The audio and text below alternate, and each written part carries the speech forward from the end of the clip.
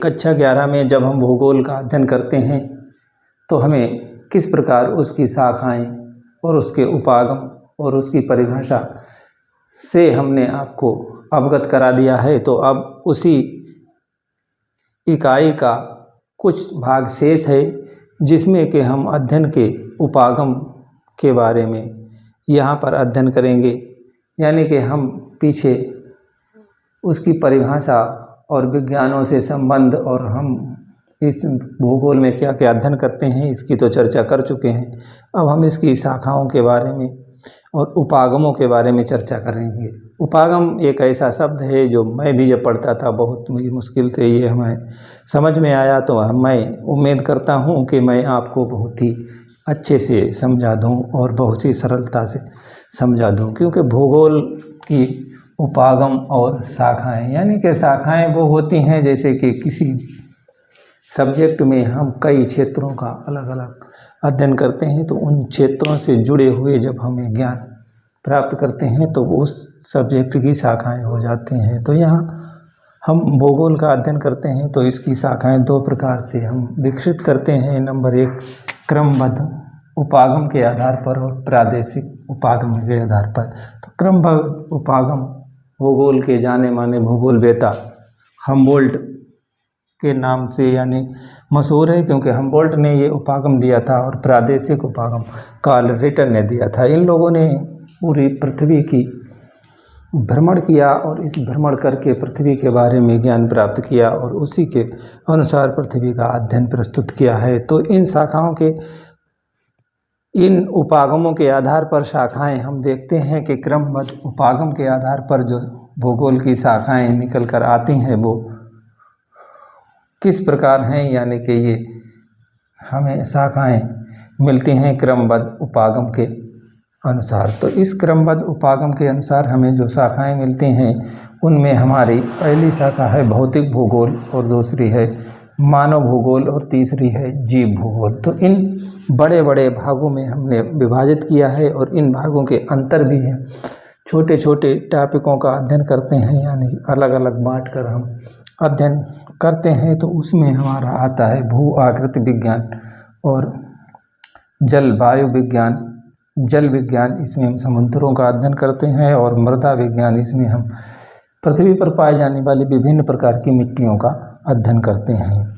तो इस तरह से भू आकृति विज्ञान और जलवायु विज्ञान में हम विश्व के जलवायु क्षेत्रों का और वहाँ के रहन सहन और स्थिति और वृक्षों के बारे में अध्ययन पूरा एक क्रमबद्ध तरीके से करते हैं। तो ये क्रमबद्ध उपागम के अंतर्गत आता है। दूसरा है मानव भूगोल। मानव भूगोल में हम सामाजिक आर्थिक भूगोल का उसके क्रमबद्ध अध्ययन करते हैं और जनसंख्या एवं अधिवास भूगोल का अध्ययन और आर्थिक भूगोल का अध्ययन और ऐतिहासिक भूगोल, राजनीतिक भूगोल का अध्ययन करते हैं। तो ये सब हम इन सब्जेक्टों को पकड़कर उसका क्रम से एक एक करके सीरियल वाइज सारा अध्ययन करते हैं। तो इसे क्रमबद्ध उपागम के नाम से जाना जाता है। इसी में जो भूगोल है, इस जीव भूगोल में हम प्राणी भूगोल, वनस्पति भूगोल और पारिस्थितिकी विज्ञान और पर्यावरण भूगोल इनका अध्ययन करते हैं।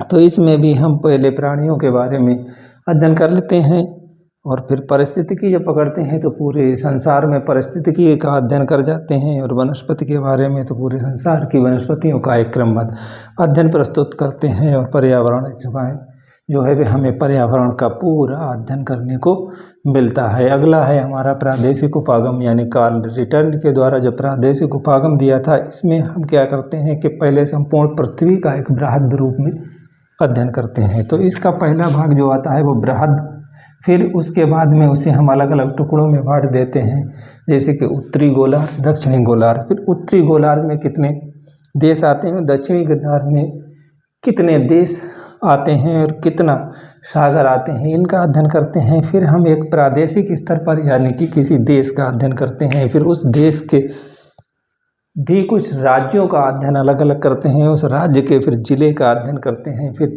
उस जिले में जो है वो कितने ग्राम और नगर ये आते हैं उनका अध्ययन करते हैं। तो इस तरह से जब अध्ययन किया जाता है तो उसे प्रादेशिक उपागम के नाम से जाना जाता है। और इस प्रादेशिक उपागम में हम जिसे ग्रामीण नियोजन है, शहर है और नगर है, इन सभी का एक इकाई मानकर और इसका इस क्षेत्र विशेष का हम एक पूरा ज्योग्राफिकल अध्ययन कर जाते हैं। इसकी स्थिति, विस्तार, और इसमें कैसी मिट्टी है, कैसा रहन सहन है, कैसी वनस्पति है, इन सभी का अध्ययन हम केवल एक क्षेत्र, छोटे टुकड़े का ही अध्ययन करते हैं। और प्रादेशिक विकास, इसमें प्रदेश में किस तरीके से विकास हुआ है उसका भी अध्ययन करते हैं। और प्रादेशिक विवेचन और विश्लेषण प्रस्तुत करते हैं, यानी कि उस प्रदेश में कौन कौन सी चीज़ें हैं और वह प्रदेश पहले कैसा था, अब कैसा है और भविष्य में कैसे होगा।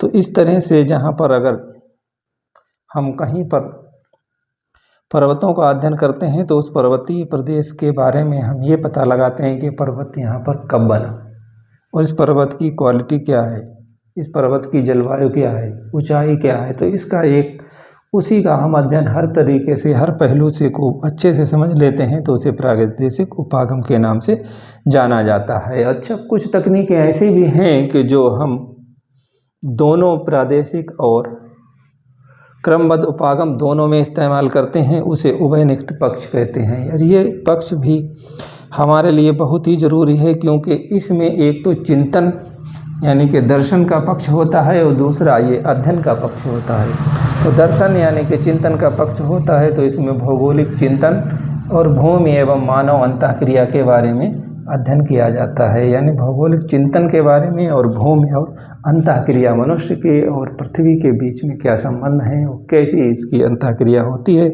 इसका अध्ययन हम करते हैं। तो यहाँ पर भी इस प्रादेशिक उपागम में भी करते हैं और क्रमबद्ध उपागम में भी ये विधि हम अपना के इसका अध्ययन कर लेते हैं। और वहीं इन दोनों विधियों में हम मानचित्र भी बनाते हैं और तथ्यों को जब इकट्ठा करते हैं तो उनका सांख्यिकीय विश्लेषण भी करते हैं, यानी सांख्यिकी तकनीक का इस्तेमाल करते हैं। और क्षेत्र सर्वेक्षण की विभिन्न विधियों से हम उस क्षेत्र की ऊंचाई और उसकी सागर तल से ऊंचाई और उच्चावच जितना भी है वहाँ पर जो मटेरियल है, यानी कि जो खनन चीज़ें हैं, वहाँ की मिट्टी कैसी है, इन सभी का अध्ययन जब सर्वेक्षण करते हैं तो वो क्षेत्र का पूरा विश्लेषण करते हैं, उसके ढाल का, उसकी बनावट का, उसके वर्षा का और उसमें जो भी वनस्पति है उन सभी का सर्वेक्षण करते हैं। और भू सूचना विज्ञान, और एक ये नई तकनीक होती है भू सूचना विज्ञान, ये हमारे लिए बहुत ज़रूरी है। जब हम प्रादेशिक उपागम या क्रमबद्ध उपागम का अध्ययन करें तो हमें पता चलेगा कि हम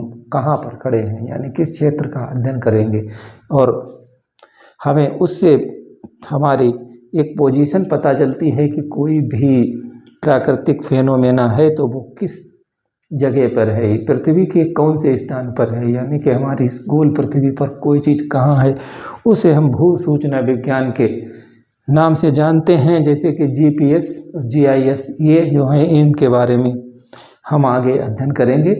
तो हमने आपको ये कक्षा 11 में जो इकाई 1 में प्रादेशिक उपागम और क्रमबद्ध उपागम है इसके बारे में बता दिया है, और आगे भी हम इसे अध्ययन करते रहेंगे। तो जब आप आगे अध्ययन करेंगे तो आप पाएंगे कि इस तरह से ही हमें अध्ययन करने को मिलता है भूगोल के अंतर्गत। और भूगोल हमारा एक ऐसा सब्जेक्ट है जिसमें कई विज्ञानों का समेकित विज्ञान है। भूगोल एक समेकित विज्ञान है, इसमें कई विज्ञानों से लिए हुए विषयों का अध्ययन किया जाता है। तो